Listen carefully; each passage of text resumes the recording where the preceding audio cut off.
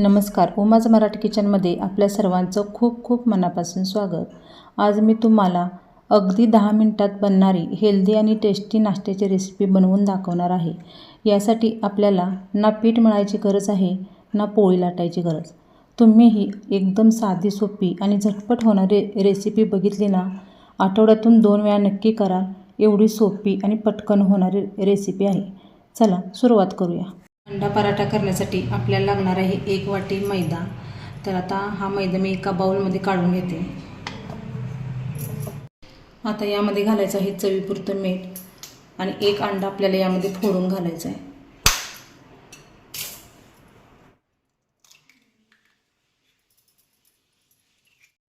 आता आपल्याला यामध्ये पाणी घालून याची छान पेस्ट करून घ्यायची आहे.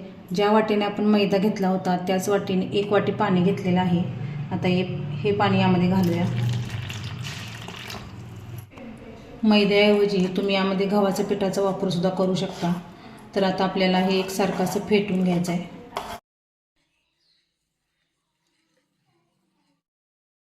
आता हे व्यवस्थित मिक्स झालेलं आहे आणि याची छान अशी पेस्ट तयार झालेली आहे. आता आपण हे थोड्या वेळासाठी बाजूला ठेवूया. तर आता एका बाउलमध्ये आपण 4 अंडे फोडून घेऊया.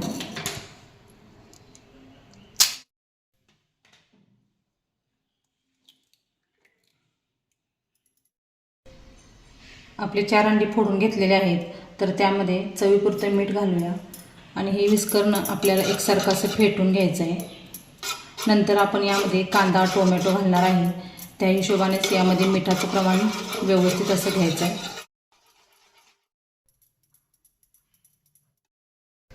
आता हे व्यवस्थित फेटून झालेलं आहे. तर आता यामध्ये आपल्याला 1 कांदा बारीक कट करून घेतलेला आहे तो घालायचा आहे. 1 टोमॅटो बारीक कट करून घेतलेलं,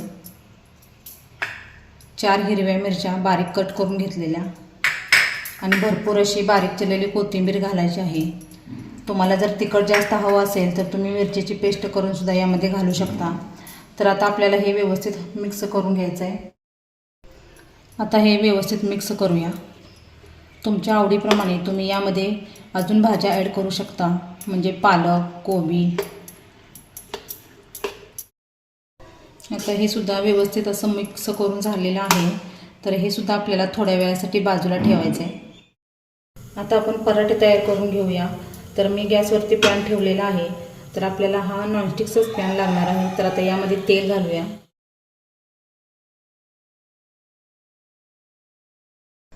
यामध्ये आपल्याला हे मिश्रण ओतून घ्यायचं आहे.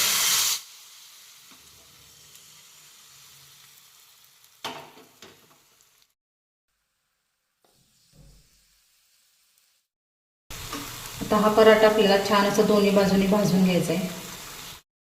हा पराठा पलटी करूया आणि दोन्ही बाजूनी छान असा भाजून घेऊया. हा पराठा दोन्ही बाजूनी छान असा मी भाजून घेतलेला आहे. याच पद्धतीने राहिलेले पराठे सुद्धा मी तयार करून घेते. तर अशा पद्धतीने आपले 4 पराठे झालेले आहेत. पराठे बघा किती सॉफ्ट एकदम मऊ असे झालेले आहेत. आता याच पॅनमध्ये आपल्याला थोडंसं तेल घालायचं आहे आणि हे मिश्रण जे आहे आपण मिक्स करून ठेवलेलं अंड्यांचं ते आता आपल्याला यामध्ये घालायचं आहे.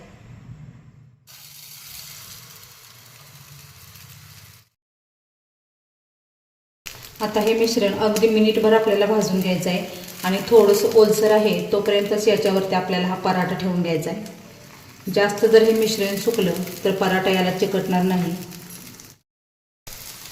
आता खालची बाजू आपली छान भाजलेली आहे. तर आता आपण पराठा हा पलटी करूया आणि दोन्ही बाजूने छान असा खरपूस भाजून घेऊया.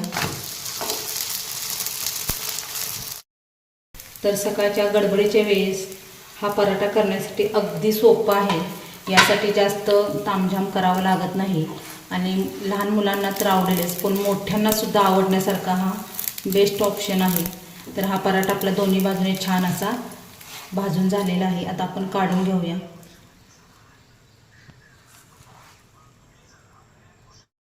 आपले सर्व पराठे करून झालेले आहेत. तर 1 वाटी मैद्यामध्ये आणि 5 अंड्यामध्ये बरोबर आपले 4 पराठे होतात. हे पराठे तुम्ही चटणीसोबत किंवा सॉससोबत खाऊ शकता किंवा असेच गरम गरम याच्यावरती तूप लावून जर खाल्ले तर खूप छान लागतात. तर हे बघा, आपले पराठे खूप छान असे झालेले आहेत. यासाठी आपल्याला गव्हाचं पीठ मळायचं किंवा पोळी लाटायची अजिबात गरज नाही. तर तुम्ही अशा प्रकारचे पराठे नक्की करून बघा आणि आवडल्यास व्हिडिओला लाईक करा, शेअर करा. चॅनलवरती नवीन असाल तर चॅनलला सबस्क्राईब करा. पुन्हा भेटूया असंच एका नवीन रेसिपीसोबत. तोपर्यंत बाय बाय.